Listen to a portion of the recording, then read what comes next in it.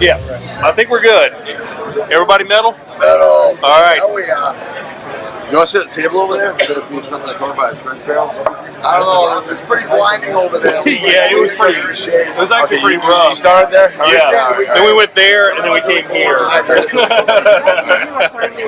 Okay, so when you guys were writing songs for your albums, like what inspired the first album versus the second album? Like what was the transition from one to the other? I think that could be something where, kind of like Jerry said, when we started with the EP, it was kind of some stuff that we had in our pocket. Terry and myself, we kind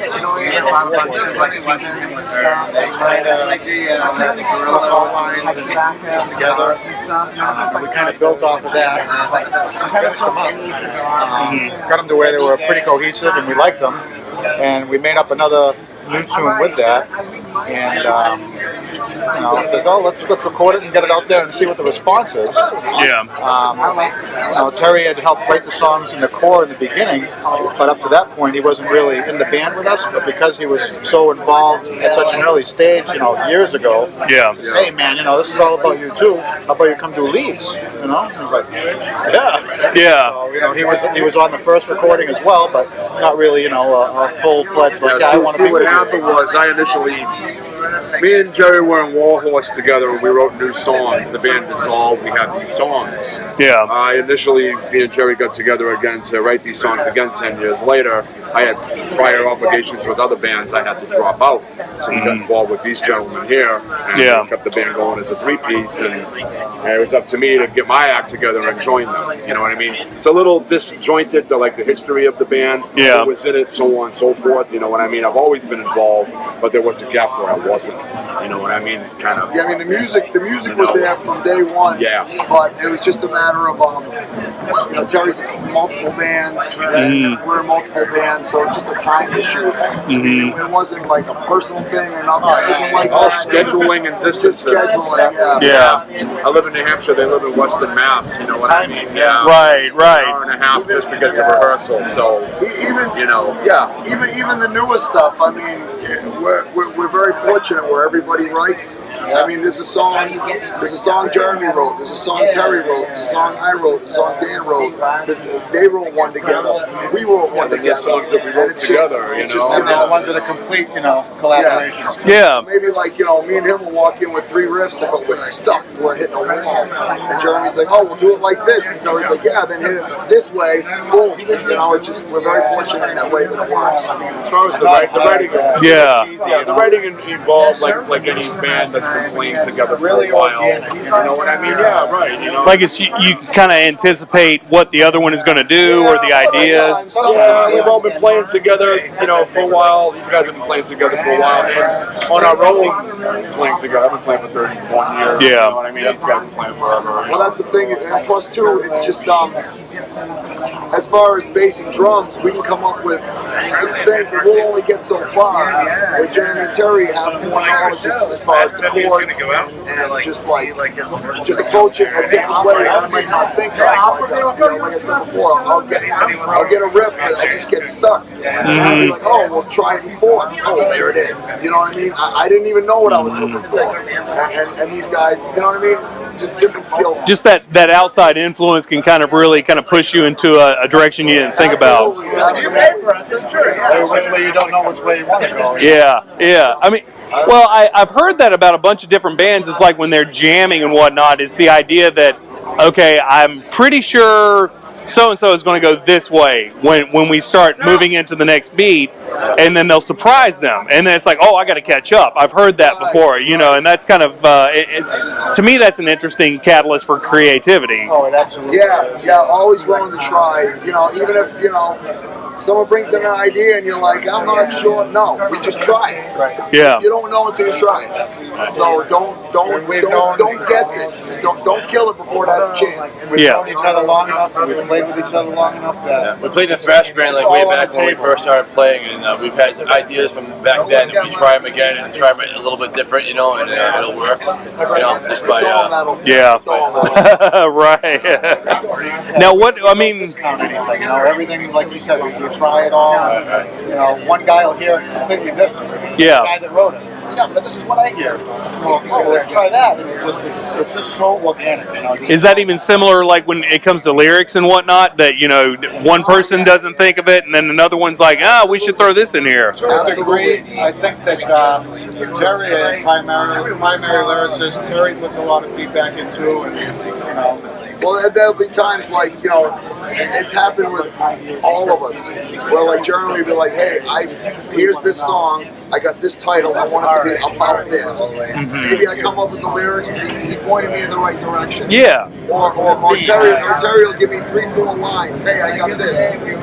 Or Dan's like, hey, here's the idea, what do you think? And it's very collaborative, very collaborative. Yeah, yeah. The way he writes is very, it's almost poetic, you know what I mean? It's not just, blah, blah, blah. He has a lot of meaning in it.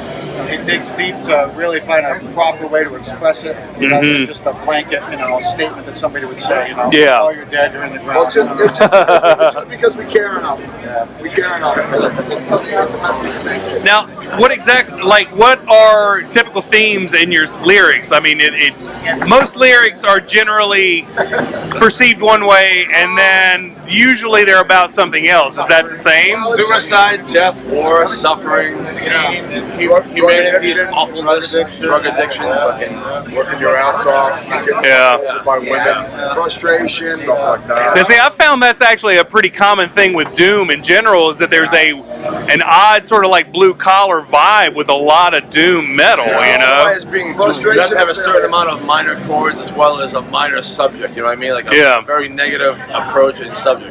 If it's all uplifting rock and roll, I'm sorry, you're just not Doom. You have to have that fucking, you're about doomful things, Yeah. Negative fucking still, subject matter.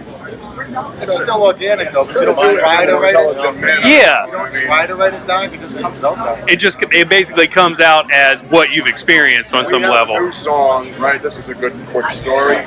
We went to Gettysburg yesterday and went to the battlefield and all the stuff like that. We have a song called War Stalks the Land about that. Yeah. So it just ties in.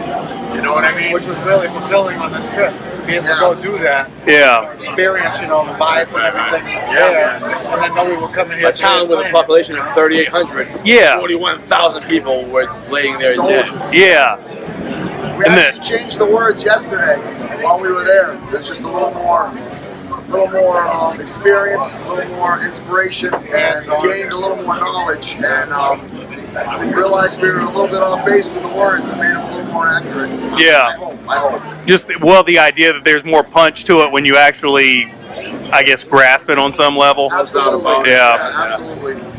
Yeah, I guess that on some level that would be sort of like the difference between grasping death when you're 18 versus grasping death when you're 30, It's like the idea that you can lose something, on some level. I'm a lot more cynical now in my older age and all that, but I mean, it comes out in the music for sure, I mean, especially now. Yeah. I mean, it's, you break your ass, you write a song about it. Yeah. I mean, yesterday we wrote a song about people getting their arms and legs blown off, and we actually went where it happened. So it was like it was like a fulfillment for me anyway. You know what I mean? Yeah, kinda.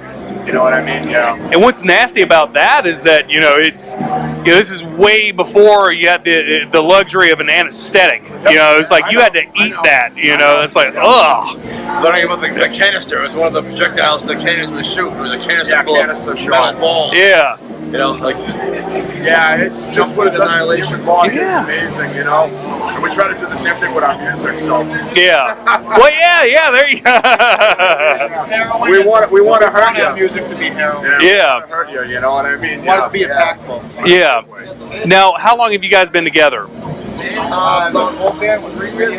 About 3 years at this point. Oh no shit! That's about 3 years. And it's a little over 2 years for me for my we did. We joining or junction. We did a couple shows. We did a few shows for maybe 5-6 months. We recorded with Terry, but he had other obligations, so we started playing out as a 3-piece. But he was always there. We're just kind of holding the door open. Yeah. But as waiting for that missing cog to fall. Yeah. As finally did. Like I said, the riffs, the writing, the lyrics, it was all there. It was just a matter of time and fulfilling all other obligations. Now, I've heard, some people from that general area talking about you guys are kind of becoming a super group in terms of like local bands and whatnot. How do you, respond to that idea? That's kind of silly. Because of the history of bands that they've been in and stuff. But yeah, I don't know. I discount the term pretty heavily. I mean, it's nice that people say that. Yeah. We got to work on Monday, you know what I mean? Yeah. If you're thinking about drawing from experience, like, Terry was like the founding member of Grief. Jerry and I played in Desolate together for in the early '90s, like the second wave of death metal. Yeah, we still do. Jerry after that he formed Warhorse. So I mean, the pedigree of Conclave is fucking very. It's pretty deep. 4 bands back in the days. Dan played Scattered Remnants. We have a pretty deep history in the metal from back in our area, from the early 90s. Yeah. Jeremy, myself, and Terry with another guy who were the thrash band Right. for a few years. We've all been around the block 3 or 4 or 5 or 20 times, Even now, they're still in Desolate. I'm in Come to Grief. This is like our 4th band together and separately. Yeah, these guys known each other since like high school. Mm-hmm. I mean, me and him were in Warhorse for a year and a half. I was the last guitarist of Warhorse, Yeah, so I mean, we've been around, man. Right. We've been doing it for so long. Well, that's what's funny to me is that I did come across you guys sort of organically, and then I started discovering, I was like, oh shit, I've been listening to all of you guys on some level, for like 10 years. Like a place like today, you meet people and they're like, oh my god, I like that other band you're in. I like that other band you're in. It's like, we've been doing it for so long, It's well, I think that's one of the appeals of like the underground, and it's not even necessarily doom, is that the underground rock circuit is that you actually get to talk to guys who have been in several different bands who've made an impact on some level. It's metal scene's great. It's surreal, especially now that you're like, we're here like almost 30 years later, Yeah. Since since some of these things have started, it's it really is. We're really fortunate to still be doing what we do, and fortunate to be involved in what we do. Yeah. Man. Now, is it when you talk to people and they sort of hold you up as like these weird like rock gods? Is it weird to tell them that you do like regular jobs on the side on some level? Weird for them, man. It's a bummer. Right. It's a bummer waking up at 5:30 and going and breaking my rear end and cutting my fucking finger off and killing my back. And my mind. You know what I mean? Yeah, but I'm not going to stop, and I got to pay bills somehow. Music doesn't pay it. So. Yeah, we've been asked before, what's it like to make a living on music? It's like, how would we know? Right. We work on Monday, But this is just what we love to do. Really appreciate it when people love what you do. You can tell nowadays when someone is really into what you do. You can tell talking to someone. You know what I mean? People music is so important. You can tell when someone is really genuinely into it, man. It's a real true labor of love. We're not going to live on it. I mean, it does. It helps. It's a boost. It's a help, like not morally, but it helps when you be somewhere you've never been before. Here comes a guy wearing a T-shirt of a band. Oh, it's a mind blower. I've met guys with tattoos of bands I was in. I'm honored and I'm floored. I don't know how to address that. I get emotional. Tears that come to my eyes. People tell me they love my music and shit. I put a lot into it, so for someone to say that, I mean, it means a lot. Yeah, it's a big deal. They're putting a lot into it too, man. Just to know to like my music and shit. So, man. I take 1 minute of it for granted, dude. No fucking way. A couple of our friends here tonight, Deanne, she was a tape trader way back in the 90s. Oh, yeah. Golden age, man. One of our biggest bands, from the late Desolate shit and then and stuff. And then to finally, be down in Baltimore and to hang out with them and stuff, it's been fucking great. Amazing. Yeah. We're so grateful for everything, you know what I mean? Every little thing just still, we're not fucking, I'm going to be 48 for Christ's sakes, you know what I mean? Right. So, how many people have died? How many people have dropped out, had kids?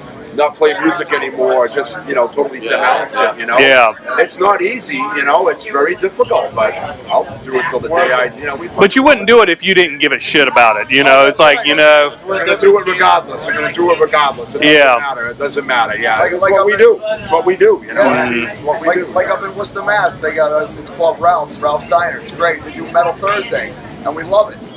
But you play the show, you get out at 2 in the morning, you go to work, and you sleep in your car for an hour and a half, and you get up and go to work.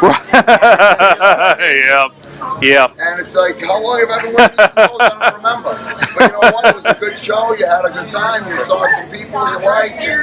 And bands that you like. Yeah. And the community of it. Like our first show, I got one for you. Our first show, our first song of our first show, his head shit out. Like first open chord, boom, head dead. Tubes blown, fucked. Oh no. But you know what? We didn't even have time to think about it. Yeah. Some friends of ours ran to their car, got their head, threw it at us, and we do the same thing. Dan's like throwing his drums at people. Yeah. You broke a snare, take mine. Yeah. You need a cab? I got one. You know what I mean? That's what we do. And I think a lot of people don't understand that about just the underground circuit in general. Yeah. I've tried to explain that about how there's a difference between when you, like for me, talking to you guys, for example, is a nerd level for me. I try to just keep that shit in check. However, the idea is that I'm talking to you and this is a band that I listen to. There are a lot of other people who do that and they think, wow, this is a band who really touched me on some level. And that's a big deal. And so for bands to do that for each other, I mean, that's even it solidifies the underground community for me. I'll tell you a quick story about that show, right? I was in another band at the time. I had played the night previously in Wilkes-Barre, Pennsylvania. I drove all the way home, slept an hour, and I drove to Worcester to see them at their first show. I had to be there, you know what I mean? But that's just what I'm saying. It's just the dedication and stuff. That's what we do. It's what you do. It's regardless of everything else, it's what I do, and that's dark, you know what I mean? doomy, and negative, and repulsive as Dude, I thought you were on the road with another band.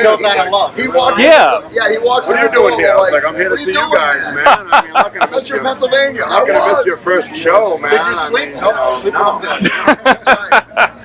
And see, that's a big plus is that, when you listen to or play this, any of that kind of stuff, there is an outlet about that where you feel a hell of a lot better afterwards. I've tried to explain that to a lot of people who don't get it, and I'm like, no, it's you're way mellower. It's like shooting a gun. You're way better.